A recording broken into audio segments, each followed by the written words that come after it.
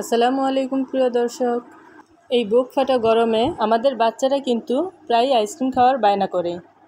তাই আমরা আগে থেকেই ঝটপট তরমুজের এই ললি আইসক্রিমটি বানিয়ে ফ্রিজে রাখতে পারি আর প্রতিদিন বাচ্চাদের একটা করে খাওয়াতে পারি। তরমুজের এই আইসক্রিমটি বানানোর জন্যে আমি একটি ছোট তরমুজের অর্ধেকটা এখানে স্লাইস করে কেটে নিয়েছি। তারপর একটি ছাঁকনিতে এভাবে ঘষে ঘষে তরমুজের জুসটা বের করে নিচ্ছি। আপনারা চাইলে তরমুজটিকে ছোট ছোট টুকরো করে ব্লেন্ড করে ছেঁকে নিতে পারেন, কিন্তু চালনিতে এভাবে ঘষে ঘষে জুসটুকু বের করে নিলে তরমুজের আঁশ আর বিচিটুকু সহজে আলাদা হয়ে যায়। এখানে আমার তরমুজের ফ্রেশ জুসটুকু নেওয়া হয়ে গেছে। দেখুন কালারটা কত সুন্দর হয়েছে। এখানে আমার 2.5 কাপের মতো জুস হয়েছে। এখন আমি 1 চা চামচ ভর্তি করে কর্নফ্লাওয়ার দিয়ে দিচ্ছি। কর্নফ্লাওয়ার দেওয়ার পর ভালোভাবে নেড়ে চেড়ে কর্নফ্লাওয়ার জুসের সাথে ভালো করে মিশিয়ে নিব। তারপর মিষ্টির জন্য দিয়ে দিব চিনি। মিষ্টি কিন্তু যার যার টেস্ট অনুযায়ী দিবেন। আমি এখানে 2 টেবিল চামচ পরিমাণ চিনি দিয়েছি। 2 টেবিল চামচ না, 1.5 টেবিল চামচ পরিমাণ চিনি দিয়েছি। তারপর সবগুলো খুব ভালো করে নেড়ে চেড়ে মিশিয়ে চুলায় দিয়ে জাস্ট একটা বলক তুলে নিব।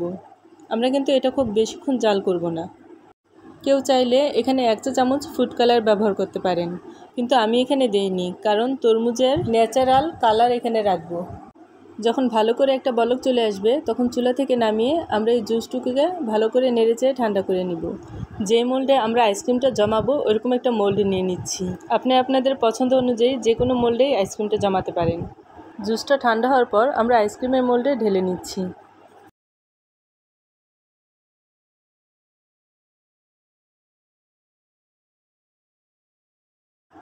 তারপরে এই মোল্ডের কাঠিগুলো আমি এখানে দিয়ে দিচ্ছি।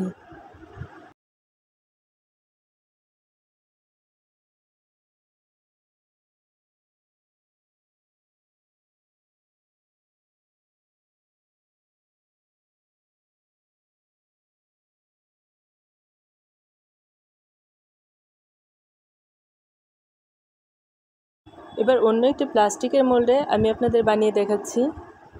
প্রথমে জুসটুকু ঢালার পর আমি পলিথিন দিয়ে উপরে মুখটা ঢেকে দিচ্ছি। আপনাদের হাতের কাছে ফয়েল পেপার থাকলে সেটি দিয়েও মোল্ডের মুখটা ঢেকে দিতে পারেন। পলিথিন দিয়ে মুখটা ঢাকার পর আমি একটি রাবার দিয়ে মোল্ডের সাথে পলিথিনটা আটকে দিচ্ছি।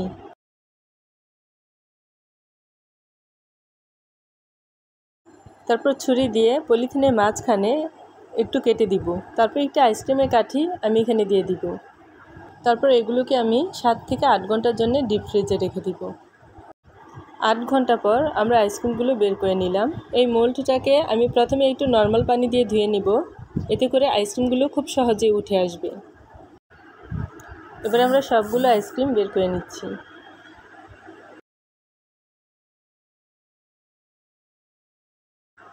আমরা যে প্লাস্টিকের মোল্ডে রেখেছিলাম সেটিও কিন্তু খুব সহজেই উঠে এসেছে। বাসায় এভাবে স্বাস্থ্যকর উপায়ে তরমুজের ললি আইসক্রিম বানিয়ে আমরা ফ্রিজে অনেক দিন পর্যন্ত সংরক্ষণ করে বাচ্চাদের খাওয়াতে পারি। দর্শক, রেসিপিটি ভালো লাগলে চ্যানেলটি সাবস্ক্রাইব করবেন। সবাই অনেক ভালো থাকবেন।